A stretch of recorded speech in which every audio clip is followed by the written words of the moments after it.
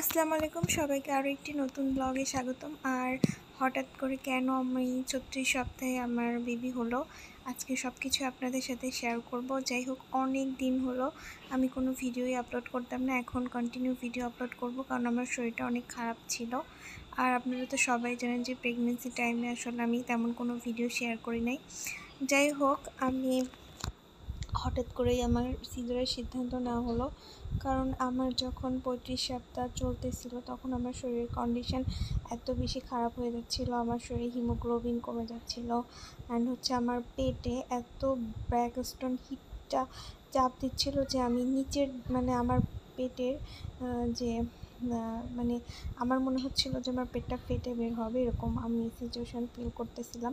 আমার দম নিঃশ্বাস সব বন্ধ হয়ে আসতেছিল।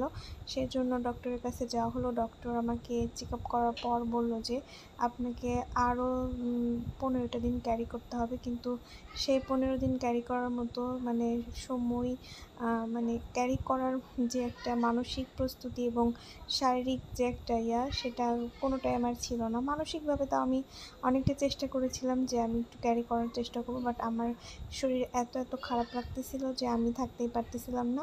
অ্যান্ড ফাইনালি হচ্ছে আপনাদের ভাইয়াকে ফোন দেওয়া হয় তার ছুটির জন্য।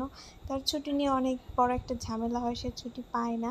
পরে অনেক কষ্টের পর যখন তার ছুটি হয় তখন তার পরের দিনই এসে কিন্তু আমাকে সিজার করানো হয়। সিজারের যে একটা অনুভূতি সেটা হচ্ছে আমি কি বলবো, আমি ভাবছিলাম হয়তো সিজার অনেক ইজি, কিন্তু আসলে এখন বুঝি যে মা হওয়াটা আসলে কত কঠিন। তারপর আল্লাহর অশেষ রহমতে আল্লাহ আমাকে একটা মেয়ে সন্তান দান করছেন।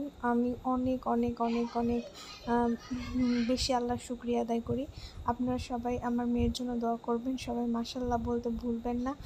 আর যাই হোক, সিজারের যে অনুভূতিটা ওই টাইমটা যে আপনাদের ক্যাপচার করে দেখাবো সেরকম সিচুয়েশন আসলে বাড়ির কারো মনের মধ্যেই ছিল না ভিডিও করার, কারণ আমি এত বেশি সিক ছিলাম। যাই হোক, তারপরেও সিজারের মধ্যে যে আমার সেখানে আমি অনেক বড় একটা বিপদের মধ্যে পড়ে যাই, কারণ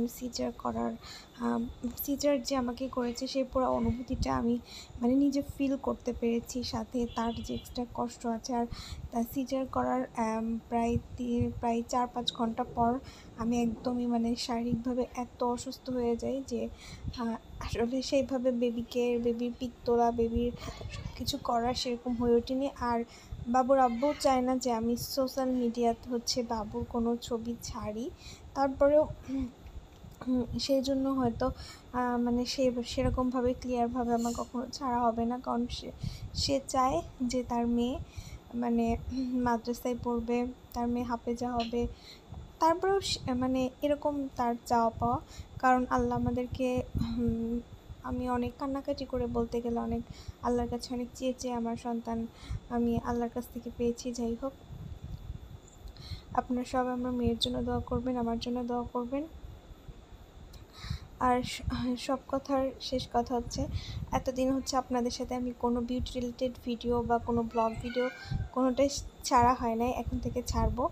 আর ভিডিওর মধ্যে আমাকে আর আপনাদের ভাইয়াকেই দেখতে পারবেন বেশিরভাগ সময়, আমাদের মেয়েকে সেভাবে দেখতে আসল কথা এখন বলে দেয়, ঠিক সেভাবে দেখতে পারবেন না, কারণ ওর আব্বু এটা চায় না, এটা পছন্দই করে না। আমি আমার ফেসবুকে একটি ছবি শেয়ার করেছি, সেটাতে সে অনেক বকা দিয়েছে, কারণ সে তার ফেসবুকে তার মেয়ের কোনো ছবিই ছাড়ে নাই, আমিই ছেড়েছিলাম একটা ফার্স্ট। যাই হোক, সেটাও আমি আমাকে রিমুভ করে আমি দিব। তারপরে যারা আমার অনেক ভালোবাসার মানুষ, যারা কাছ থেকে আমার মেয়েকে দেখতে চান, তারা অবশ্যই আমাকে ইনবক্স করবেন, অথবা আপনাদের হোয়াটসঅ্যাপ নাম্বার দিলে আমি আমার মেয়েকে আপনাদেরকে দেখাবো। আর এই পুরো ভিডিওগুলো কিন্তু আমার আগে শ্যুট করা ছিল, আপনাদের ভাইয়া যেদিন আসবে তার আগের দিন। আমি এরকম সময় কাটে না, শরীরের মধ্যে খারাপ লাগে, তারপর ভাবতেছিলাম যে আমি একটু ভিডিও করি রুমের। যাই হোক, সেরকমই ভিডিও করা হচ্ছিল। আর আমার আম্মু আমার কী খেতে মন চাচ্ছিলো সেগুলো বারবার জিজ্ঞেস করতেছিল, সেজন্য আমি লাস্ট হয়তো বলেছিলাম যে আম্মু আমার তালের বড়া খেতে মন চেয়েছে, সেজন্য আম্মু তালের বড়াটাই বানিয়েছিল। আমার দাদি তাল চিপতেছিল, সেগুলো কিন্তু আপনারা ভিডিওর মধ্যে দেখে নিয়েছেন। আর এখন তো আমি শুয়ে ভিডিওর ভয়েস ওভার দিচ্ছি। যাই হোক, এখন আমার শরীরের কন্ডিশন যে খুব একটা ভালো, তারপরে আলহামদুলিল্লাহ ভালো, কিন্তু একটু ব্যথা এরকম আছে। আজকে ভিডিওটাই পর্যন্ত।